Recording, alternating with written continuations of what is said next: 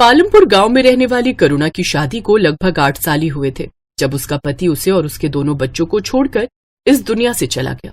घर की जिम्मेदारी अब करुणा पर आ गई। उसकी एक 8 साल की बेटी राधा और 6 साल का बेटा सुधीर था। बिन बाप के बच्चों को उसने बड़े लाड प्यार से पाला था। वो बड़ी दयालु थी। उससे जितना बन पाता उससे वो गरीबों को कुछ न कुछ दान पुण्य करती रहती थी। वो लोगों के घरों में काम करके अपने दोनों बच्चों का पालन पोषण करती है। जब भी छुट्टी वाला दिन होता तो करुणा अपने हाथों से मोमोज बनाकर अपने दोनों बच्चों को खिलाती। एक रोज, वाह माँ, ये मोमोज तो बड़े ही अच्छे हैं। सचमुच माँ, तुम्हारे हाथों में तो जादू है, जादू। मजा आ गया। माँ थोड़े और दो ना। हाँ हाँ, ये लो। मोमोज की खुशबू सूंघकर अब आस पड़ोस के और भी बच्चे वहाँ आ जाते हैं। काकी हमें भी दो ना मोमोज। हाँ काकी, हमें भी खाने हैं।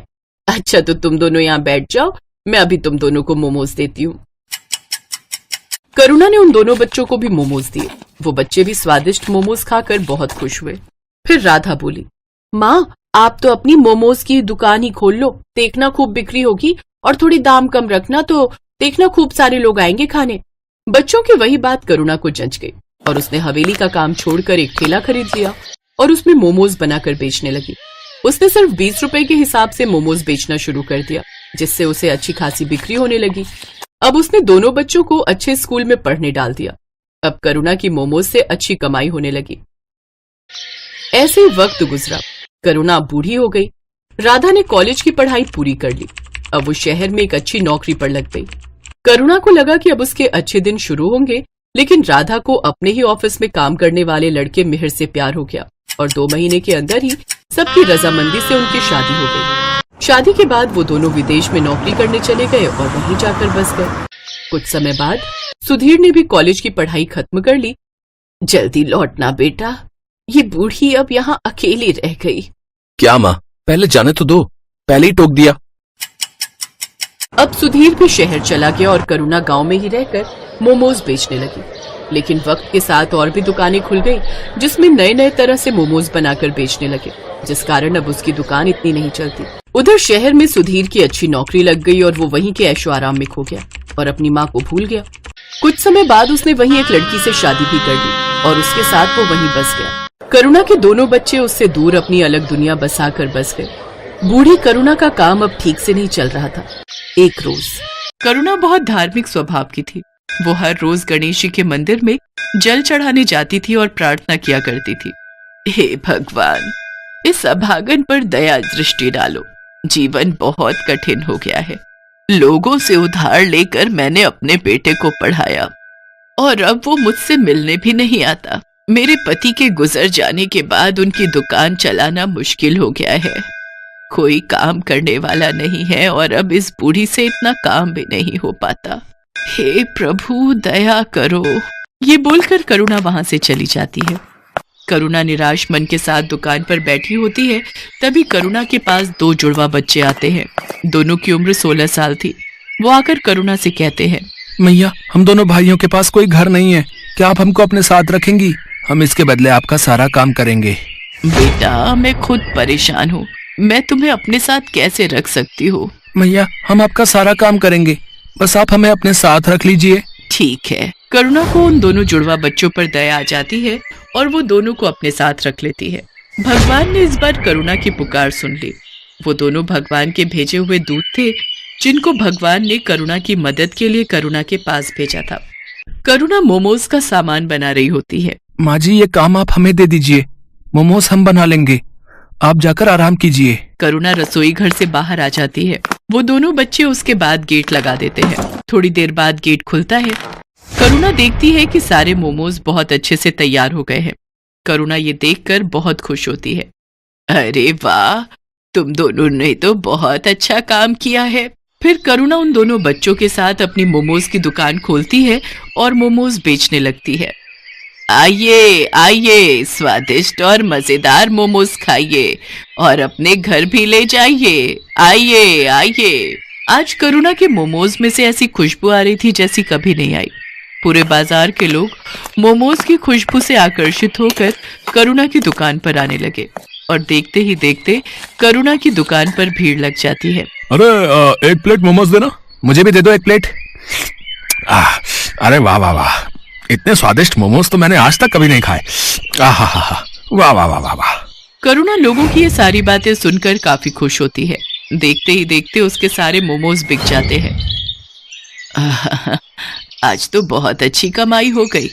अगर ऐसे ही मेरे मोमोज बिकने लगेंगे तो मेरा सारा कर्ज उतर जाएगा।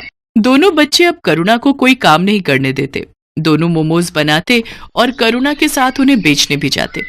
उन दोनों के बनाए मोमोज में ऐसा स्वाद था कि हर कोई उंगलियां चाटता रह जाता। एक रात की बात है, वो दोनों बच्चे रसोई घर का दरवाजा बंद करके मोमोज बना रहे थे। कमाल है, हर रोज ये दोनों रसोई घर बंद करके मोमोज क्यों बनाते हैं? आज देखती हूँ ये ऐसा करते क्या है। करुणा चुपके से जाकर खिड़की में से झांकती है। वो देखती है कि उन दोनों जुड़वा बच्चों के हाथ में से चमत्कारी शक्तियां निकलती हैं, जिससे मोमोज अपने आप बनते हैं। ये जादू देखकर करुणा दंग रह जाती है। वो तुरंत उन दोनों के पास जाती है। दरवाजा खोलो। जी माँ जी। तुम लोग कौन हो? क्या? मैंने सब देख लिया खिड़की में से, जल्दी बताओ। डरिए मत, हम आपको कोई नुकसान पहुंचाने नहीं आए हैं, बल्कि हम तो आपकी मदद करने आए हैं। हम भगवान के दूत हैं। हमें गणपति जी ने आपकी मदद के लिए भेजा है। क्या? सच में गणपति भगवान ने आपको मेरी मदद के लिए भेजा है? हाँ माँ जी, आपकी परेशानी भगवान ने सुन ली और हमें आपकी मदद के लिए ही भेजा है। करुणा ये सब सुनकर बहुत खुश होती है। अब इसके बाद दोनों फरिश्तों के जादू से करुणा के दिन अच्छे होने लगे। दोनों दूत रोज अपने जादू से मोमोज बनाते और करुणा उसे बेच आती। देखते ही देखते करुणा की दुकान चल पड़ी। लोग उसके मोमोज दूर दूर से खाने आते थे। ऐसा करते करते करुणा ने एक बड़ी मोमोज की दुकान खोल ली और धीरे धीरे उसने अपने सारे कर्ज भी चुका दिए। अब करुणा के पास धन की कोई कमी नहीं थी। ये बात करुणा के बेटे सुधीर तक भी पहुंच जाती है।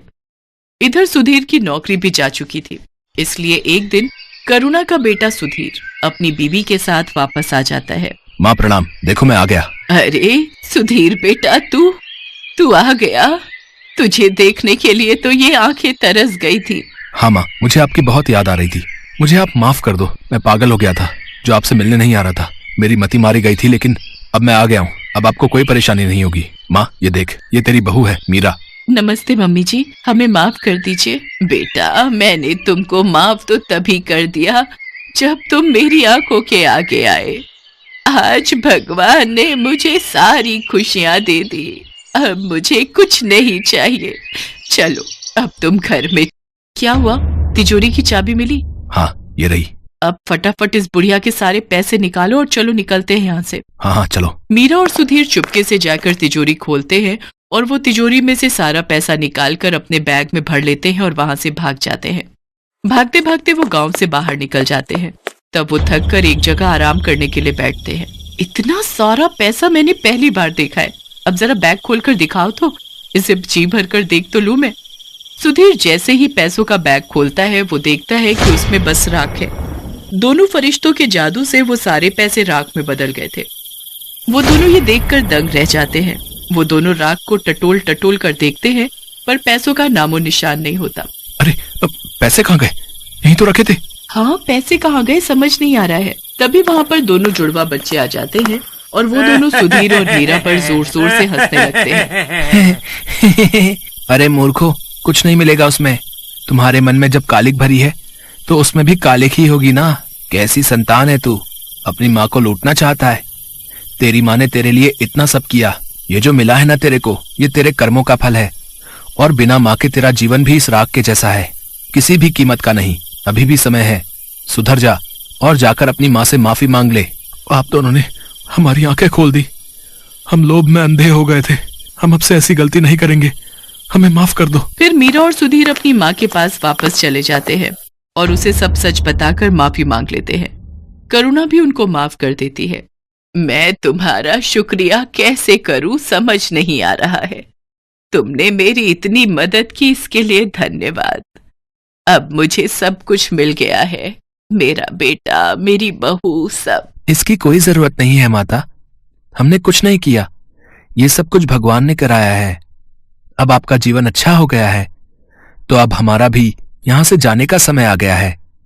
अब आप हमें जाने की अनुमति दें। ये बोलकर दोनों वहां से चले जाते हैं। अब करुणा का जीवन बहुत खुशहाल हो गया था। अब उसको किसी चीज की कमी नहीं थी। उसकी मोमोज की दुकान भी अच्छी चल रही थी।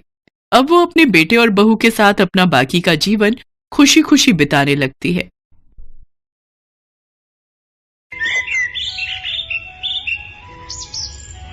लक्ष्मी नाम की बूढ़ी औरत, जिसके चेहरे पर 70 की उम्र में झुर्रियां साफ दिखाई दे रही थीं, पर उत्साह ऐसा मानो 20 बरस की कोई युवा महिला। लक्ष्मी को पूरा राजपुर गांव लक्ष्मी बुआ के नाम से जानता था। लक्ष्मी ने अपना पूरा जीवन इसी गांव में बिताया और आज भी इस उम्र में वो मेहनत करके अपने अकेले की शरीर रूपी गाड़ी जीवन की पटरी पर चला रही है। लक्ष्मी के पास एक छोटा सा खेत का टुकड़ा है जिस पर वो बढ़िया दानेदार भुट्टे उगाती है और फिर उन भुट्टों को भूनकर गांव में बेचती है। लक्ष्मी के भुट्टे पूरे राजपुर गांव में प्रसिद्ध हैं। जब लक्ष्मी अपने स्वादिष्ट भुट्टे लेकर गांव में निकलती है तो उसके भुने हुए भुट्टों की सुगंध से सभी गांव वाले आकर्षित हो जाते हैं और भुट्टे खाने के लिए लक्ष्मी के पास आ जाते हैं। अरे लक्ष्मी बुआ आ गई। मुझे पता था कि तुम आने वाली हो, इसीलिए मैं पहले ही गांव की सड़क पर खड़ा हो गया। तुम्हारे भुट्टों की खुशबू यहाँ तक आ रही थी ताई। जल्दी से एक गरम गरम भुट्टा सेक दो। हाँ हाँ, अभी देती हूँ। एक साथ 4-5 भून दूंगी और लोगों को भी आने दो। ठंडे भुट्टों में स्वाद नहीं आएगा, गरम गरम खाओगे तो अलग ही आनंद आता है। अरे लगता है मैं नींबू लाना भूल गई।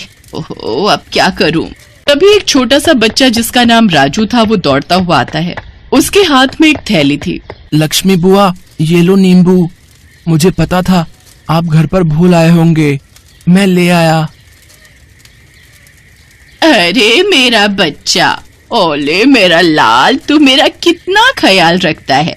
ये ले, एक बढ़िया गरम गरम भुट्टा तू भी खा ले। ले खा ले।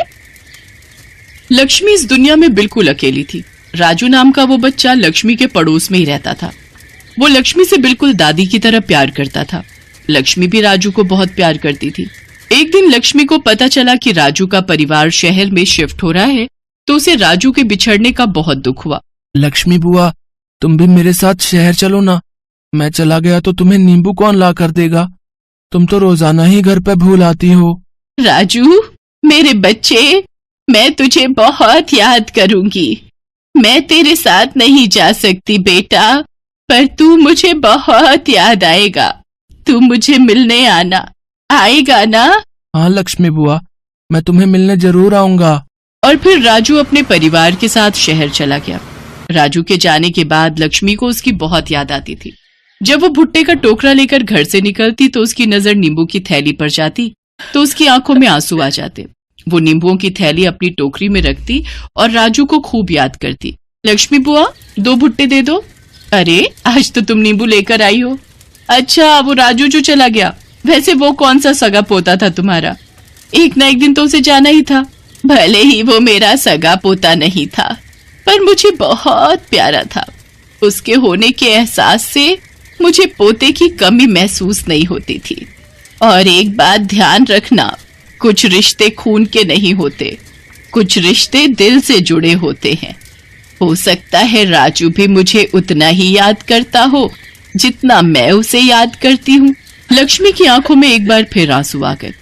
ऐसे ही दिन महीने बीते और देखते ही देखते 15 साल बीत गए।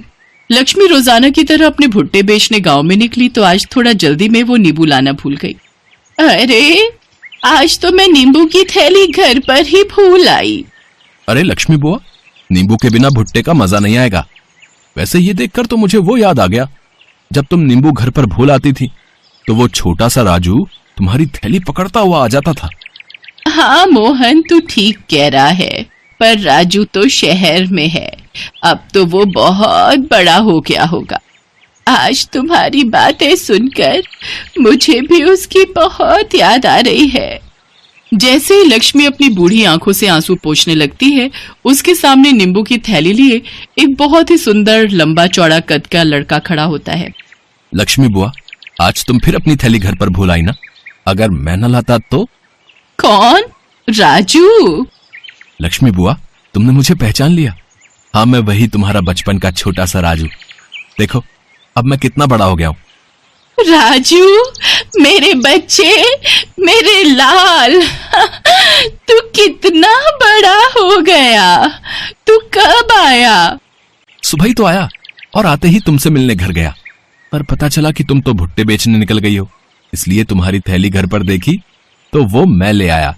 लक्ष्मी बुआ, तुम कैसी हो? देख देख कैसी लग रही हूँ। वैसी ही जैसे पहले थी, मेरी प्यारी लक्ष्मी बुआ। और फिर राजू लक्ष्मी के गले से लग जाता है। राजू लक्ष्मी को अपने साथ शहर चलने के लिए मना ही लेता है। लक्ष्मी बुआ, अब मना मत करना, अब तो तुम्हारा राजू अपने पैरों पर खड़ा हो गया है, अच्छी नौकरी करने लगा है, इसलिए वो अपनी लक्ष्मी बुआ को अपने पास रख सकता है। प्लीज मेरे साथ चलो ना। तुमने बहुत गरीबी में दिन काट लिए, बहुत मेहनत कर ली, अकेले जिंदगी को बहुत जी लिया, अब अपने पोते के साथ जिंदगी जीने का वक्त है। लक्ष्मी बुआ, मुझे दादी का प्यार चाहिए, जिसके लिए मैं इतने साल तरसा हूं। तुम तो जानती हो, मेरे अपने दादा दादी तो बचपन में ही गुजर गए, मैंने तुम्हारे रूप में ही दादी को देखा है। लक्ष्मी बुआ, मेरे साथ चलो ना, अपने राजू को अपने लिए कुछ करने का मौका दो। राजू लक्ष्मी को अपने साथ लेकर शहर आ जाता है। जिंदगी के आखिरी पलों में लक्ष्मी ने वो देख लिया जिसकी उसने बरसों से कामना की थी। उसे पोते और बहू का सुख मिला। राजू के माता पिता लक्ष्मी की बहुत इज्जत करते हैं। सच, बहुत कम ऐसे लोग दुनिया में होते हैं जो इस तरह के रिश्तों को निभाते हैं, और ये रिश्ते ही तो सबसे अनमोल बन जाते हैं।